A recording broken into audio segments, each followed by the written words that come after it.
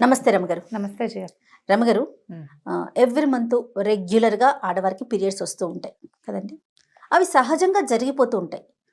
కానీ కొన్ని కొన్ని అనుమానాలండి, భయాలు, అనుమానాలు, ఏం చేయాలి ఏం చేయకూడదు, రకరకాల సందేహాలు మనకే కామెంట్స్లో ఎన్ని వచ్చినాయంటే, మొన్న వినాయక చవితి పండుగ రోజు నాకు పీరియడ్ ఉంటే అయిపోయిన తర్వాత రోజులు లెక్క పెట్టుకొని 5 రోజుల తర్వాత మళ్ళీ చేసుకోవచ్చా? ఎందుకంటే 11 రోజులు స్వామివారిని ఉంచుకుంటారు కదా, లేదా 5 రోజులు ఉంచుకుంటారు కదా అనేది ఒక ప్రశ్న. తర్వాత పీరియడ్స్ టైంలో ఒకవేళ ఇంట్లో ఏదైనా శుభకార్యాలు, మంచి పనులు జరుగుతూ ఉంటే, ఇంట్లో ఎవరికో మెయిన్ పర్సన్కి పీరియడ్ వచ్చింది అనుకోండి, అప్పుడు ఏం చేయాలి? దానివల్ల ఇంటి మొత్తానికి ఏమైనా నష్టం జరుగుతుందా?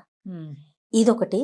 ఇంకొక క్రేజీ డౌట్ చెప్తానండి, నాకైతే నిజంగా అలాగే అనిపించింది రామగారు. పీరియడ్ వచ్చినప్పుడు ఇంట్లో నేను పూజ చేసుకోలేను కాబట్టి, నా బదులు మా అక్కనో, మా చెల్లినో, మా తోడుకోడలనో ఎవరో ఒకరితో మా ఇంట్లో నేను ఆ పర్సన్ని కూర్చోబెట్టి పూజ చేయించుకోవచ్చా? ఇన్ని అనుమానాలు ఉన్నాయి రామగారు. జనరల్గా జయ, పీరియడ్స్ మీద ఎటువంటి ఇవి లేకుండా ఫ్రీగా తిరుగుతూ అన్ని చోట్లకి వెళ్తూ అన్నీ చేసేస్తూ ఎగిరి గంతేసి దూకేసి అన్నీ చేసేయచ్చు, అలాంటిది ఏమీ లేదు.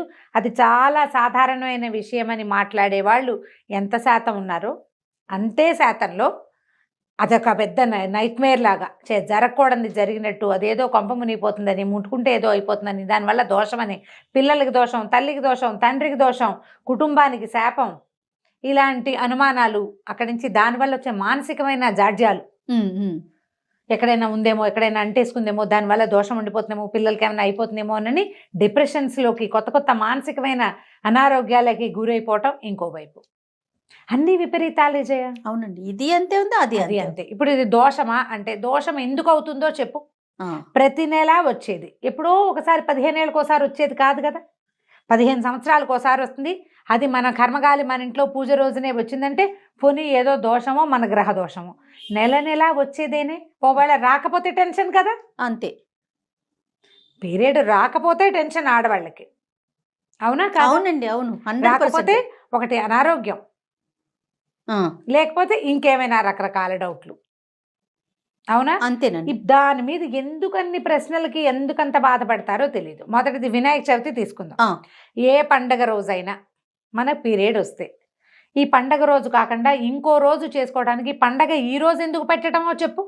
చవితే కదా, చవితే కదా. పైగా మనం చవితి ఏ పూజలకి పనికిరాని చవితిని ఏ పనైనా సరే చవితి నాడు ఎందుకు అంటాం. అవును. కానీ ఒక్క వినాయక చతుర్థి మాత్రం ప్రత్యేకంగా ఏడాదిలో ఒక రోజు చేస్తాం.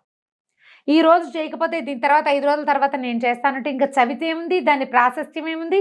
ఆ తిథి నాడు ఉండేటువంటి ఖగోళంలో ఉండేటువంటి ఈ రకరకాల గ్రహాల మేళవింపు ఏముంది? ఏమీ లేదు. నేను కూడా ఒక 2-3కి ఫోన్ ఆన్సర్ చేశాను రమ్మగారు, ఇదే ప్రశ్న. చవితి రోజు మాకు చేయకూడదు ఆ రోజు, సో మేము తర్వాత చేసుకోవచ్చు అంటారు. ఒక శుక్రవారం కాకపోతే ఇంకొక శుక్రవారం చేసుకుంటాం. పండుగను ఎలా మార్చుకుంటామండి? ఎలా మారుస్తారు? కాబట్టి పండగ నాడు చేయలేదు తర్వాత చేసుకోవచ్చా?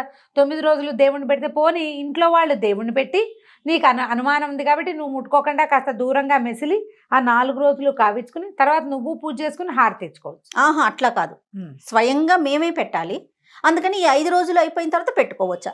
అప్పుడు చవితి ఉండదు కదా అంటా నేను. చవితి ఉండదు కాబట్టి ఇది రూల్డ్ అవుట్, ఇది చేయకూడని వ్యవహారం. దాని మీద ఆలోచించదు. మళ్ళీ వచ్చే సంవత్సరం చేసుకోవటమే కదా. వచ్చే ఏడాది చేసుకుంటాము, వచ్చే ఏడాదికి ఇలా కాకూడదని దండం పెట్టుకోండి, అంతే. అది సహజంగా జరిగేదానికి మనం చేయగలిగేది ఏం లేదు కదా. ఒకటి. రెండోది, 5వ రోజు చేయొచ్చా, 3వ రోజు, ఇలా బోల్డన్ని ప్రశ్నలు ఉంటాయి. అవును. అనుమానాలకు ఏముంది జయ? పైగా మన ఇంట్లోది వేరే వాళ్ళతో చేయించచ్చా అనేది ఒక ప్రశ్న. అవునండి, అంతే కదా. అది కాదు, ఇప్పుడు మన ఇంట్లో పూజ చేసుకుంటాము, సంకల్పం చెప్పుకుంటాం.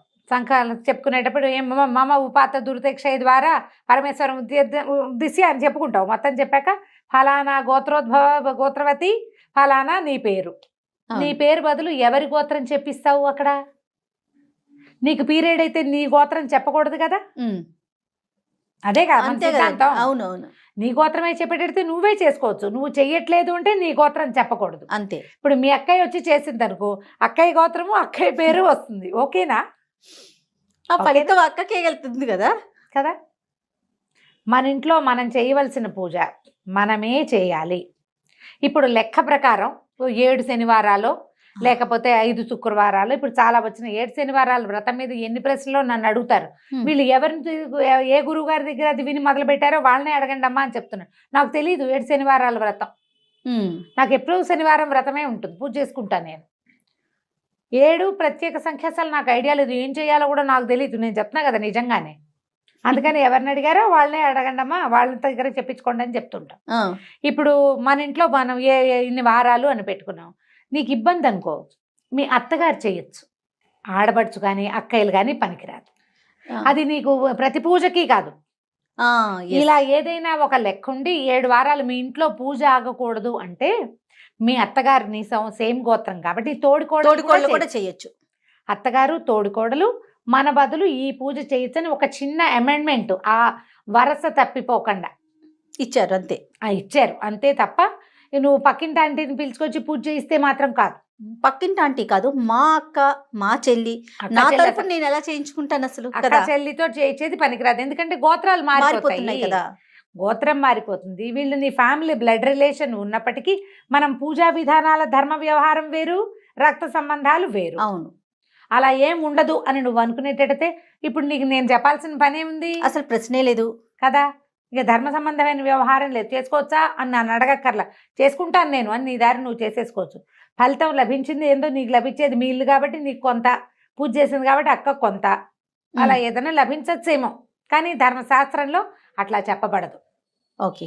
తర్వాత ఇంట్లో ఏదైనా శుభకార్యం జరుగుతున్నప్పుడు అనుకోకుండా ఇంట్లో ఉన్న వారికి ఎవరికైనా పీరియడ్స్ వచ్చినాయి అనుకుందాం, అప్పుడు పరిస్థితి ఏంటండి? ఏముంది, వాళ్ళని తీసి పక్కన పెడతారు, పక్కన పెట్టుకుని మిగతా కార్యక్రమాలు చేసుకోవచ్చు. వాళ్ళకి దోషమే ఉండదమ్మా. దోషం ఏమిటి? ఇప్పుడు అదే నేను చెప్తున్నానా, ఎప్పుడో ఒకసారి జరగవలసింది హఠాత్తుగా జరిగిపోతే గ్రహణం దోషం అంటాం. గ్రహణం కూడా కాదు, ఖగోళ శాస్త్రం ప్రకారం అది జరగవలసిన క్రియలు జరుగుతూ ఉంటాయి. గ్రహణాలే దోషాలు కావని చెప్తున్నారు ఇప్పుడు. ఇది ఇప్పుడు నిత్యము జరగవలసిన తంతు కదమ్మా. ఒక 10 ఏళ్ళో 11 ఏటో 12 ఏటో మొదలయ్యి 50 ఏళ్ళు వచ్చేదాకా జరగవలసింది. అవును, ఈ మధ్యలో ప్రధానమైంది ఇది మనిషి పుట్టుకకి కారణమైంది. ఇందులో అసఖ్యము, దోషము, ఇంకా ఏమిటో పాపం, పంకిలం అలాంటివి ఏం లేవు. అదేం కాదు, అంత అలా ఆలోచించకూడదు అసలు. ఇంకొకటి కూడా ఉంది రమ్మగారు, ఆలయ దర్శనానికి వెళ్ళాము, ఆలయంలో ఉండగానే పీరియడ్స్ వచ్చినాయి, అప్పుడు అలాంటప్పుడు ఏం చేయాలండి? బయటకు వచ్చేయటమే, ఇంకంతే. ఇక రెండో దారి ఏమిటి? అక్కడ ఏం చెయ్యాలి అంటే అక్కడ కూర్చొని ఏడుస్తామా? అక్కడ ఏమంటే అది మనకి తప్పు అన్న భావన కలుగుతుంది కదా. మరి నువ్వు ఏదైనా ఒకవేళ నీకు దేవాలయంలో అయిందంటే దేవాలయం ప్రక్షాళన చేయడానికి కావాల్సిన డబ్బు ఏదో కట్టి చేయొచ్చు, నీకు అంత అలాంటిది ఉంటే. లేకపోతే నీ తప్పులు ఎక్కడ, నువ్వు బయటకు వచ్చి అవుతుంది. క్షేత్రానికి వెళ్తాం, ఏ తిరుమల వెళ్తాం, పీరియడ్స్ వస్తుంది, అయ్యో క్షేత్రం ఏమీ అయిపోదు, నీ దారి నువ్వు దిగొచ్చేయి. మిగిలిన వాళ్ళని ముట్టుకోకు, ఆ దర్శనానికి వెళ్ళే వాళ్ళని ముట్టుకోకుండా ఉండు.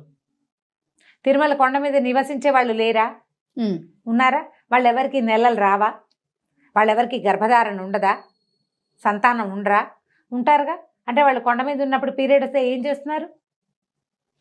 ఆలయం లోపల. నేను నా ప్రశ్న, లోపల అంతే, బయటకు వచ్చేసేటమే, వెంటనే బయటకు వస్తే సరిపోతుంది. అలాంటి సందర్భాలు అందరికీ ఏదో ఒకసారి జీవితంలో ఎదురవుతాయి జయ. అవును, ఏం చేయాలో తెలియదు, బయటకు వచ్చేయటమే. ఒకలాంటి అంటే అయ్యో ఏంటి ఇట్లా జరిగింది అని అనిపిస్తుంది, కానీ మన తప్పు లేకుండా జరిగేది కదా. అది సహజంగా జరిగేదానికి మనం చేయగలిగేది ఏముంది? వాంటెడ్లీ చెయ్యం కదా, ఒక్కొక్కసారి అట్లా జరిగిపోతాయి. ఇక ఆ తప్పు దోషం అని మీరు భావించేటట్టే ఇది ఎవరికైనా చెప్తే దోషం అని, దానివల్లే ఆ తర్వాత మీరు కింద పడినా దానివల్లే, మీకు జ్వరం వచ్చినా దానివల్లే, మీ ఇంట్లో ఏదైనా జరిగినా దానివల్లే అలా అవుతుంది. అయితే చాలా కాలం క్రితం బందర్లో ఎవరు చెప్పారు, ఇప్పుడు బాగా గుర్తు రావటం లేదు నాకు, ఒక సందర్భంలో ఇలాంటి దోషాలు, బహిష్టు దోషాలకి నివృత్తి ఏంటంటే ఎక్కడైనా దుర్గాదేవి దేవాలయంలో బాగా ఎర్రటి వస్త్రాలు, గాజులు, కుంకుమ, మందార పువ్వులు ఇస్తే కనుక ఆ దోష నివృత్తి అవుతుందని చెప్పారు.